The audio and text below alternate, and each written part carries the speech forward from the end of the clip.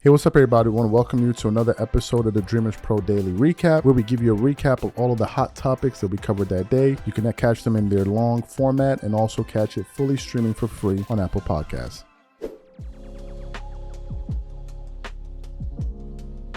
Let me get into this show. As you guys know, I've been one of the people that's been pretty upset about this James Harden trade. I've been one of the people asking the question, why did the Clippers even decide to pull off this trade in the first place? It made no sense to me when the idea was initially being floated. And ever since the trade has gone down, the Clippers have not won a single game. As a matter of fact, the Clippers have lost 6 games in a row, and 5 in a row with James Harden. It's not working. And various people out there in the sports media world are asking questions as to why this thing is even working. I was one of the first people, at least that I'm aware of, that said that the only way that I believe this thing can be salvaged is that they need to find a way to bring James Harden off the bench. That you cannot, let me repeat, you cannot play Russell Westbrook and James Harden on the floor together, because both of these guys are both ball dominant. So I didn't see the sense in Ty Lue trying to create this forced chemistry on the court. So what happened? This morning I woke up and I came across a segment from one of the channel's friends, and one of my new friends, Marcellus Wiley. And for maybe some of you guys who don't know, we're planning to bring Marcellus Wiley on again one more time before the holidays. So that's something that we're working on. The last one was the last time we brought him on the show was received very well. So we're looking to do that again. Anyway. So I was listening to him, and if you know anything about Marcellus Wiley, although he's a California native, you also know that he is a Clippers supporter, right? And we sometimes kind of go back and forth trying to figure out what the hell is going on with this team. So I came across a segment this morning of him from his show, the Marcellus Wiley Show, where he was discussing the idea of James Harden coming off the bench as he was reacting to a Stephen A. Smith clip. But then as he was talking, he revealed that he actually met or ran into or had an encounter with an NBA executive. And this executive was basically, revealing to him the reasons why he believes that this thing will absolutely not work. But before we even get into Marcellus Wiley's, comments, this video is brought to you by our sponsor, Factor Meals. If you're like me or anybody that works at Dreamers Pro, chances are you're a very, very busy person, especially during the lunchtime when you don't have time to go to the grocery store, pick out fresh ingredients, and come back home and cook healthy, delicious meals. Sometimes we're so busy that you just end up finding yourself making a ham sandwich or something like that, which isn't really ideal. And this is the reason why we are excited to be partnering with Factor Meals. Factor Meals is America's #1 ready-to-eat meal kit. You can choose from up to 35 gourmet meals. Every meal is packed with premium ingredients, crafted by Factor Meals' team of culinary experts and designed by dietitians to ensure that every meal is packed with premium science-backed nutritional quality. Your meals are delivered directly to your door, and all you need to do is heat them up in just under 2 minutes. Then they are ready for you to eat and enjoy. So for example, this week, I think I'm gonna go with the Italian herb chicken. What I love is that under every single meal, you can see if it's a calorie conscious option. For example, this meal I just chose is the dietitian approved calorie smart meal, which is around 550 calories or less per serving, and also a protein plus meal with 30 grams of protein or more per serving. So if you want to give it a try, click the link in the description below or head over to factormeals.com/dreamers50 and use code dreamers50 to get 50% off. And remember, when you try Factor Meals by using the link in the description below, remember that you're supporting this channel. Thank you. So what we want to do is play exactly what Marcellus Wiley had to say about his conversation with this NBA executive, and then we're going to come back and continue on the show. Take a listen to what Marcellus had to say here. I told you I saw an NBA executive. Damn, I wish I could say his name, but I don't want no smoke. But he for real. We were talking about James Harden. He said, that was stupid. Everything's out of whack. Westbrook was playing hard, playing well, got his confidence back, but he needs the ball. Now you can't have that. Paul George, trust him, but now the turnovers, he's out of place a little bit. But Paul George a beast. Kawhi beast, we know it all day, always. But Kawhi, for the level of superstar he is, will allow you enough rope to hang yourself with. And if you think about other superstars of his ilk, they don't give you that much rope. They don't give a damn how good you are. Look, to the point where Kobe and Shaq broke the rope. Like I ain't giving you nothing. Like, you know what I mean? Like, just go through all the dynamic. One of us is going to be the alpha. That means you, I know you're an alpha everywhere else, but right here, you're a beta, right? They just make it clear. Like in the jungle, like in the wild, right? You just see it. It is. Make it real clear who running this show. And Kawhi will allow somebody to try and figure it out. Now, I respect his basketball IQ, and on some levels that is necessary. Let's figure this out as we let you figure you out with us. James Harden, you got to play yourself into shape. James Harden, you got to see how you integrate with us. Ty Lue's already come out on record saying, I'm trying to give every guy their own unit. I don't like how that sounds. I don't like how that plays because that's not maximizing the talent we have. If everybody gets a slice of it, I'm like, where's the whole loaf? Like, if you got James Harden, Russell Westbrook, Kawhi, and PG, you trying to tell me not all four of those can't work together at some stretch of the time of the game? They can't play together? Do you know how much you would get in production if you could effectively and efficiently make those four pieces integrate? That's the problem. So you heard what Marcellus Wiley had to say, that this executive was even questioning why the Clippers went ahead and made this decision. Listen, I think that it was clear to everyone that this thing would have some issues, this particular trade, but the only person or the only people it wasn't clear to were the people within the organization. I don't want to believe that all of the decision makers within the Clippers organization were okay with this. I don't want to believe that, because the Clippers were the same team that went out there and picked up Russell Westbrook, a player that was deemed to be, damaged goods. He wasn't going to be good anymore after his stint with the Los Angeles Lakers, and he really seemed to be a significant boost to what the Clippers were doing. They were the same team that went out there and brought Russell Westbrook into the fold. So to me, it is baffling that this is the same team that then went ahead to bring on James Harden. And I think that we need to try to get to the bottom of who made this recommendation. Was it the players making the recommendation? Was it the executives and the players, or was it just the executives? We need to figure this out, because when you have such a situation that is deteriorating so fast, there needs to be responsibility for making such a bad decision.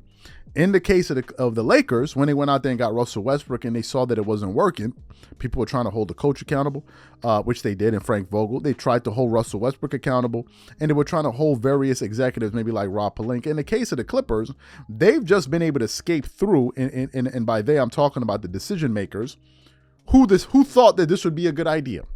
To me, I just don't. What I want to know is, what did they see that we didn't see? If you follow some of the interviews, the post-game interviews, pre-game interviews of Ty Lue, you can see that Ty Lue really seems to be under some serious pressure.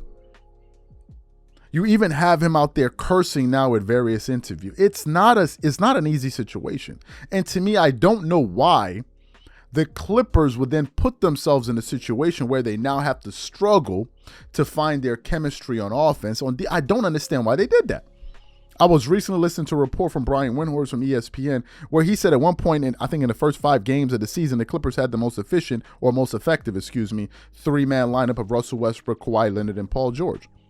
Was that data not available to them? Why would you go and mess that up and bring in such a huge variable in James Harden? For me, the reason why I'm upset at this trade is, number one, I feel like the Clippers didn't need it. Number one. Number two, by bringing in James Harden, they gave away a lot of their defense and their versatility by giving up Nicholas Batum, by giving up Robert Covington.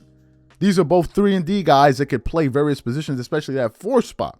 So by now going to the small ball lineup, you're forcing players like Paul George and Kawhi Leonard to play bigger players like Nikola Jokic.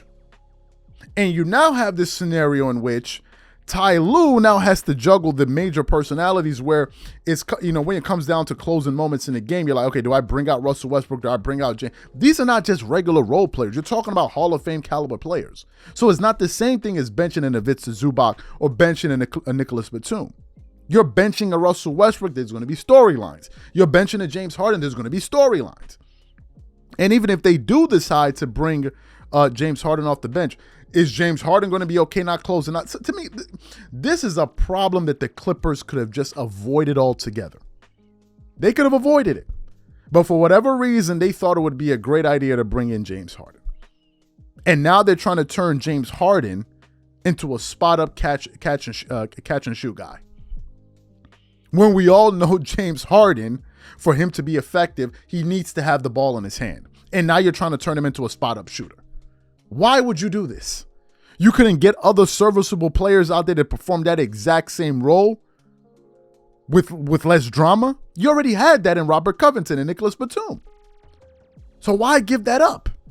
To me, I think the entire thing is a mess, and I think the Clippers need to make a change. Ultimately, what I think will happen is in the next game, you can expect James Harden to start. You can expect it.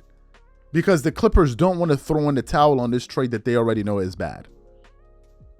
You can expect them to start. The frustration will continue. And to me, my biggest fear is if that they start winning 1 or 2 games, there's going to be some false hope. That's my issue. I do not support this trade whatsoever. I don't even think Marcellus Wiley does.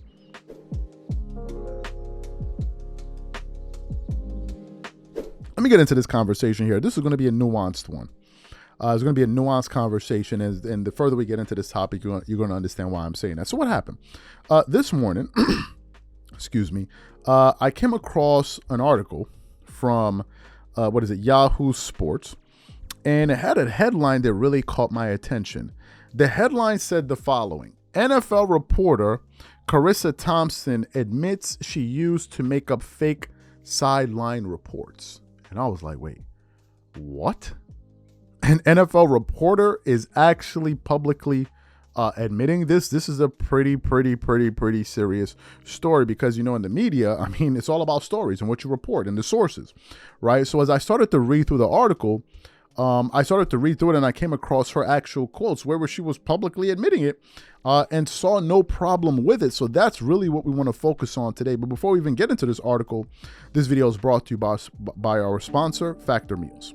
If you're like me or anybody that works at DREAMERSPRO, chances are you're a very busy person, especially during the lunchtime when you don't have time to go to the grocery store, pick out fresh ingredients, and come back home and cook healthy, delicious meals. Sometimes we're so busy that you just end up finding yourself making a ham sandwich or something like that, which isn't really ideal.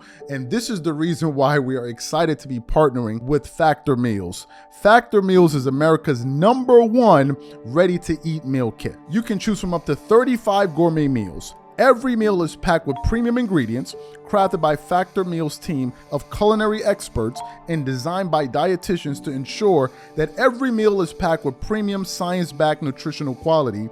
Your meals are delivered directly to your door, and all you need to do is heat them up in just under 2 minutes. Then they are ready for you to eat and enjoy. So for example, this week, I think I'm gonna go with the Italian herb chicken. What I love is that under every single meal, you can see if it's a calorie conscious option. For example, this meal I just chose is the dietitian approved calorie smart meal, which is around 550 calories or less per serving, and also a protein plus meal with 30 grams of protein or more per serving. So if you want to give it a try, click the link in the description below or head over to factormeals.com/dreamers50 and use code dreamers50 to get 50% off. And remember, when you try Factor Meals by using the link in the description below, remember that you're supporting this channel.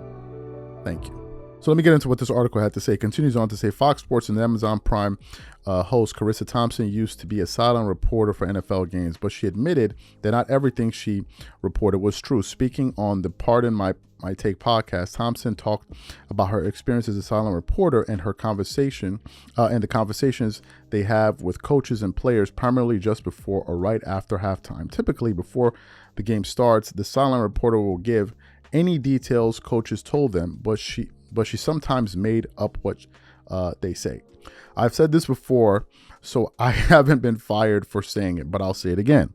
Thompson said, I would make up the report sometimes because the coach wouldn't come out at halftime or it was too late. And I was like, I didn't want to screw up the report. So I was like, I'm just going to make this up. She then explained there was no harm in anything she would say to audiences.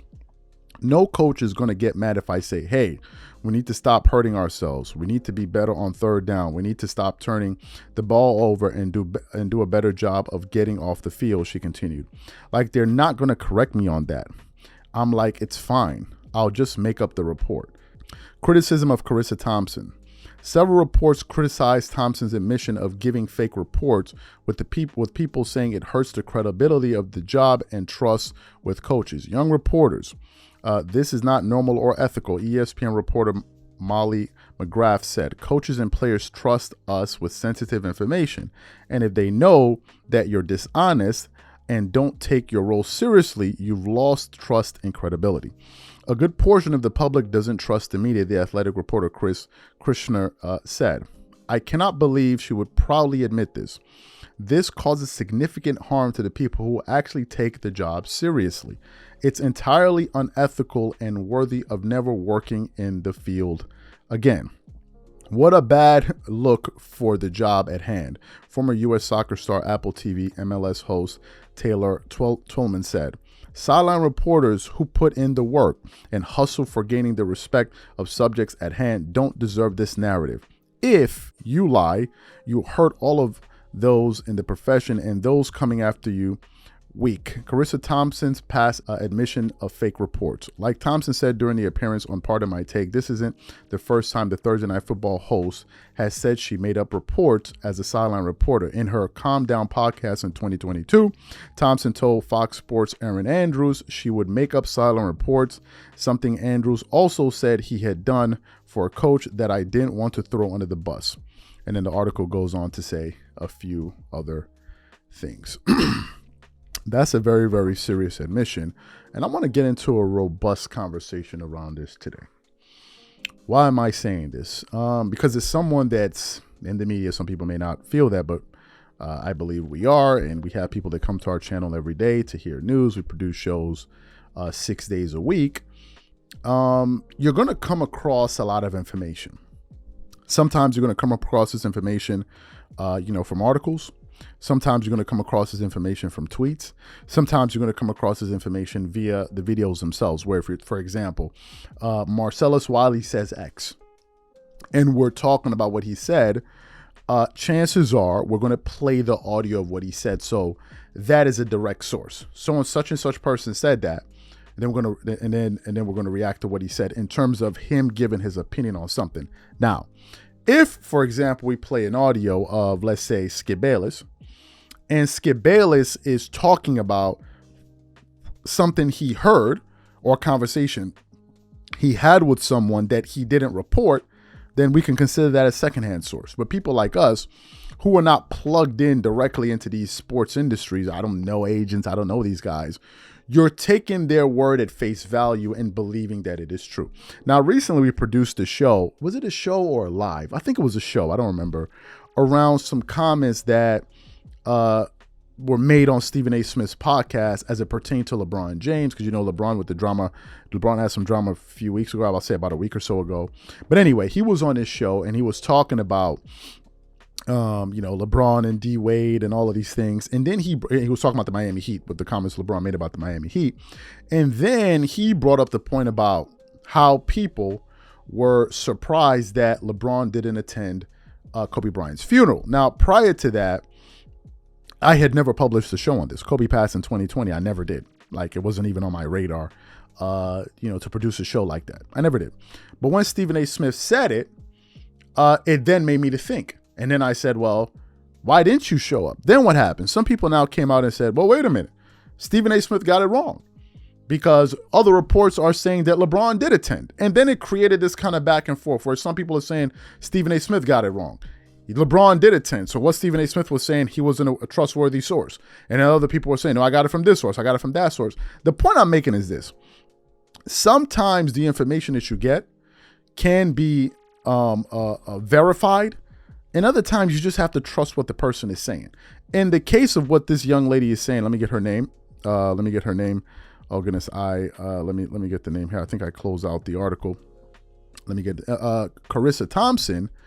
People listening to her are going to trust the fact that given the fact that she's on TV, that she knows these coaches and all of these players, that whatever she says is true.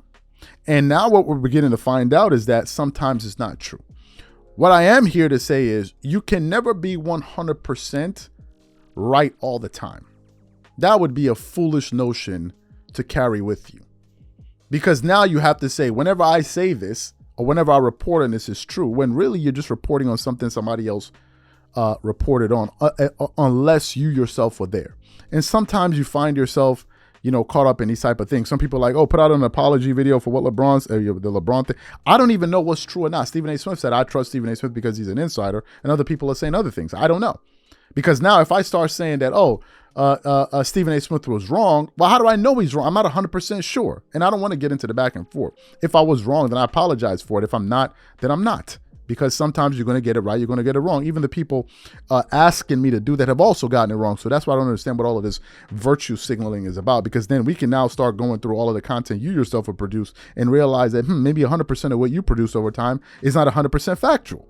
So some people need to relax, especially content creators, because they're taking a little bit too far. They're acting like as if they're these virtuous individuals, which is crazy to me, because you'll see us do a live and we have our audience and you see them copy and pasting the name of their channels in our live chats. So people go over to them like, what are we talking? Is that ethical? Why are you trying to ride somebody else's wave? Anyway, so this is a pretty big admission. I'm not surprised that people within her industry push back on her because they want to sustain the integrity and the integrity of what they're doing.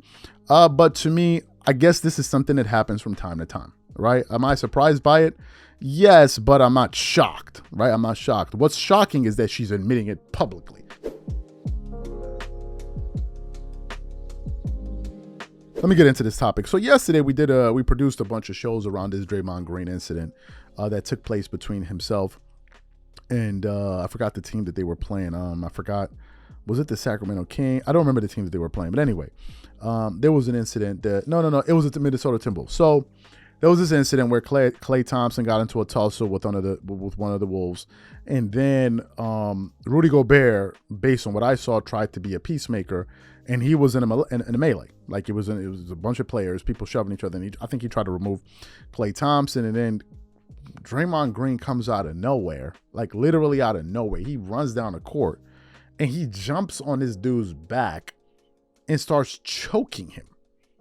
And as he's choking him, he's dragging him across the court. And I'm like, what type of bozo behavior is this? What are we doing?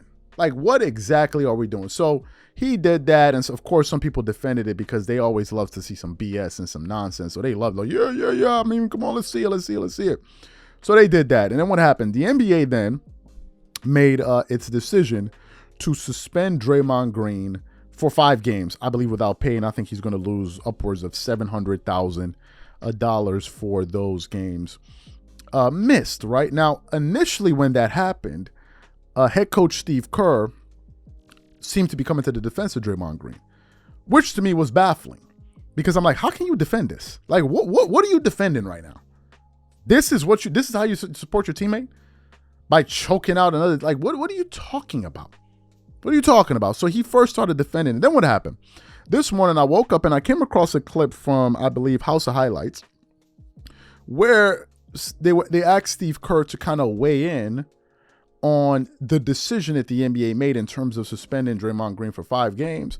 And to my surprise, he totally changed his tune and he pretty much ripped Draymond Green for going out there and performing such a dangerous, reckless act. So for those of you who didn't hear what Steve Kerr had to say, want to play exactly what Steve Kerr had to say, and then we're going to come back and continue on the show. Take a listen to what head coach Steve Kerr had to say. We haven't spoken with you since Draymond was officially suspended, just your reaction on that. And when we last talked to you, you said it looked like Fruity had, blocked Klay. Draymond was defending Klay, but seeing the tape back, seeing everything, do you think that Draymond took it a little bit too far? Yes, he definitely took it too far. I didn't have a problem with him getting Rudy off of Klay because, the rule of thumb is you don't put your hands on another player on the other team. You get your own guy, and so I thought Rudy was wrong for putting his arms on Klay, regardless of his intentions. So I had no problem with Draymond getting him off of him, but he's got to let go. And he hung on for 6-7 seconds. And it was a terrible visual for the league, for Draymond, for everybody. So Draymond was wrong. He knows that. It's a bad look. The 5 games is deserved, and we move forward. A quick follow-up to that, too, because Draymond's fire and passion, you've talked about it. We all know how important that is to this team and what you guys have accomplished. But the league has also said, in this statement and then also back in that Kings series when he was suspended, like his past actions continue to play a role in these decisions. So how does he, the organization, navigate those types of things and making sure this doesn't continue to happen?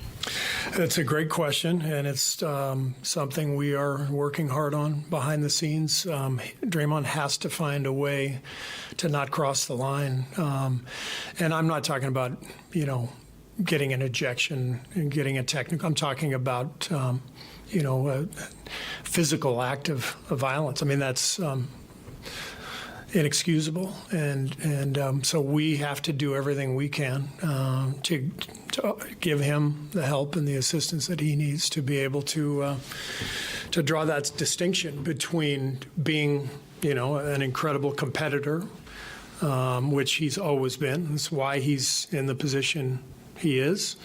That's why he's the player he is. But he can't cross that line, and he crossed it the other night for sure. Hey, Coach, on Draymond, sometimes you see coaches and they say things in interviews that may be received by the media, by people that may be inappropriately said, right? But then you turn around and that pushes their guys to come out in a game, and it really motivates them to play really hard and come out on top. When you think about Draymond and how he's a strategic player, just initially, and the player that he is, what is that balance of not going too far when you think about the fact that you can't neglect the fact that Podziemski had a big game, and a lot of those plays probably were pushed by the crowd pushing them. So what is that mark that's you don't go over that line, but you still motivate your team to play hard when you make strategic plays and do things that may not be received well from everyone outside of the hardwood? You're talking about what my comments would be in that regard, or what do you mean? So when it comes to Draymond and how he helps to, motivate the guys. Motivate the crowd, motivate the team. And the team to play hard. Sometimes it comes behind plays that can be received as inappropriate. What is the line where Draymond can remain Draymond but not go so far to the point where it hurts the team? The line was perfectly in view the other night. He crossed the line as soon as he grabbed Rudy by the neck. That crossed the line. So, the line is when you're not going to be there for the next 5 games for your teammates at a time when they need you. Understanding the repercussions of the actions, understanding the impact on the team, understanding the visual. I know Draymond, and he's a wonderful human being. He's filled with passion and love and respect for his teammates. But that is a bad look, right? That's a bad look. He knows that, and he's embarrassed by that. And so that's the line. That's where the line is. So you heard what Warriors head coach Steve Kerr had to say. Now, before I even get into that and react to it, I came across an article this morning from, I think, NBA Central's Twitter page that linked a fadeaway article. And I'm going to read it. It says, "Doctor explains why Draymond Green's chokehold on Rudy Gobert was violent and terrifying." Draymond Green's chokehold on Rudy Gobert has been dominating the headlines since Tuesday night, and now Dr. Brian Sutter, MD, has explained why Green's act was incredibly terrifying. I will say one of the most concerning things, honestly, about this whole experience was how Draymond initially went in just with his forearm on the front, striking the front part of Gobert's throat, Sutter said.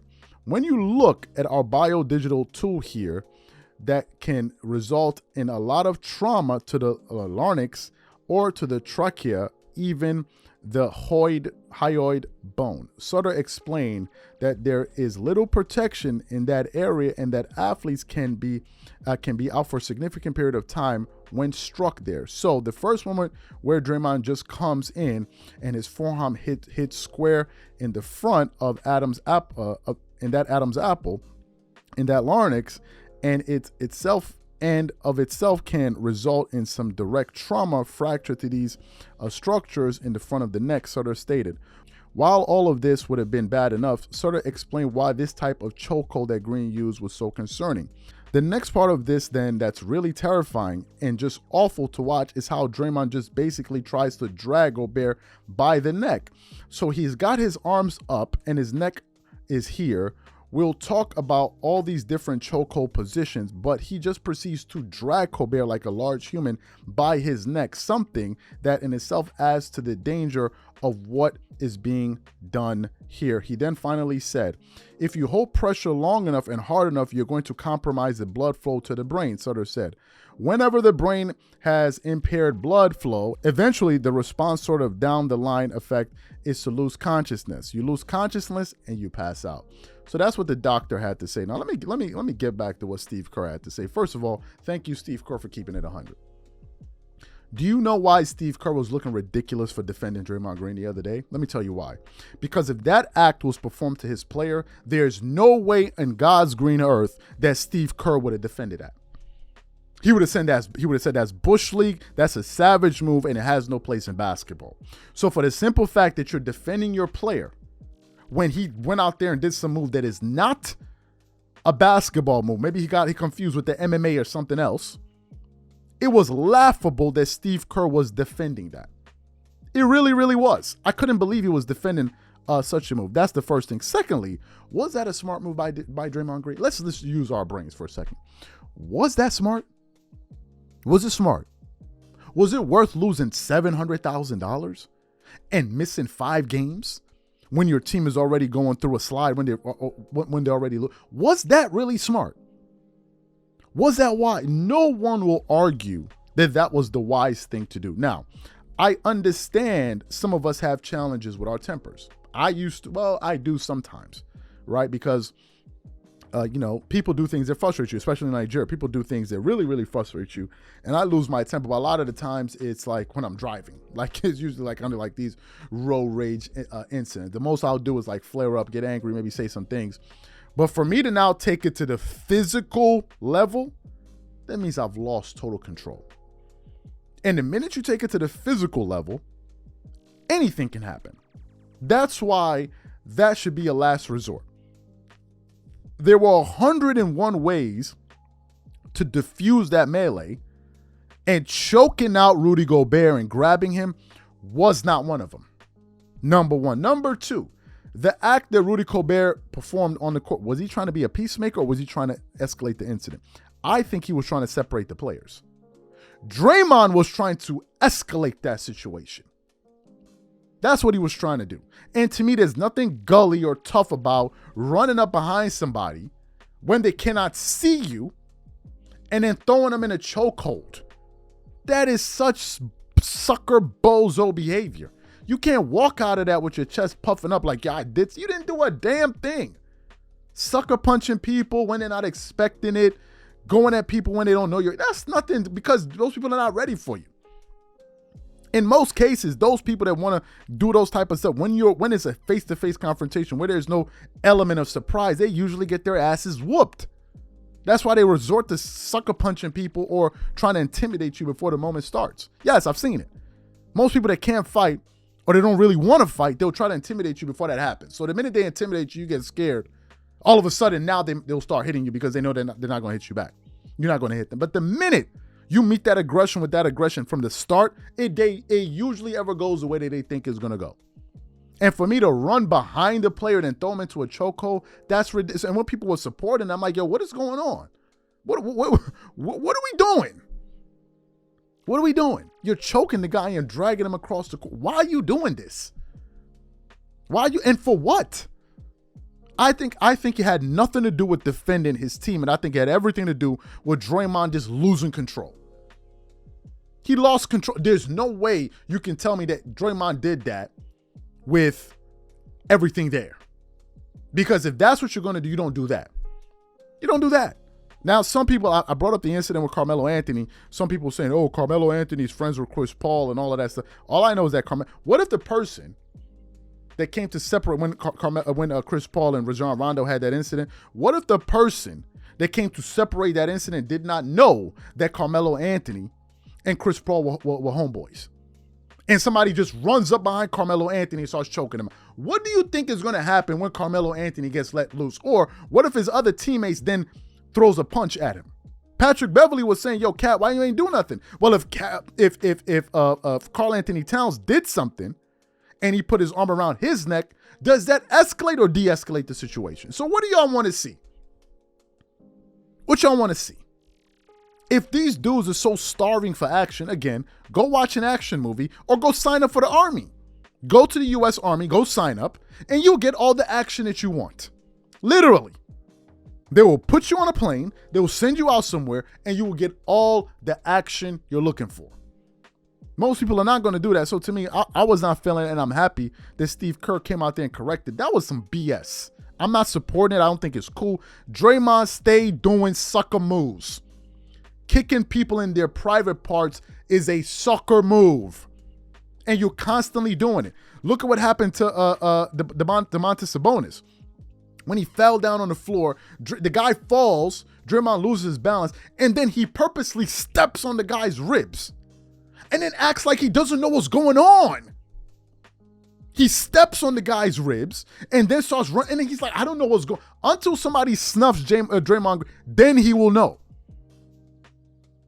That's what will happen. Until somebody gives him rocks his jaw really, really hard, then he will know. Draymond be picking and choosing these people he does it to. I saw Marcus Morris Sr. when he was on the Clippers. Draymond was doing his antics. Marcus Morris Sr. said enough is enough. He flung him to the ground, stood over him. Draymond stood up and started talking. There was no, I'm busting through the crowd. There was none of that. It was just talking and clapping. Clap, clap, clap. Because he knew if he went at Marcus Morris Sr., he would have got rocked. He knew that. He knew that. Them boys from Philly ain't playing with you, so he just kept it moving. That's what happened. I don't like people that pick and choose. If you're going to keep it gully with everybody. Don't be picking and choosing. Jumping behind some dude and choking him, and you felt like you did. To me, that's just, I'm not, some people love Drake. I'm not with it. I'm sorry, I'm not with it. I'm not with the antics and all of that. That's just cornball behavior.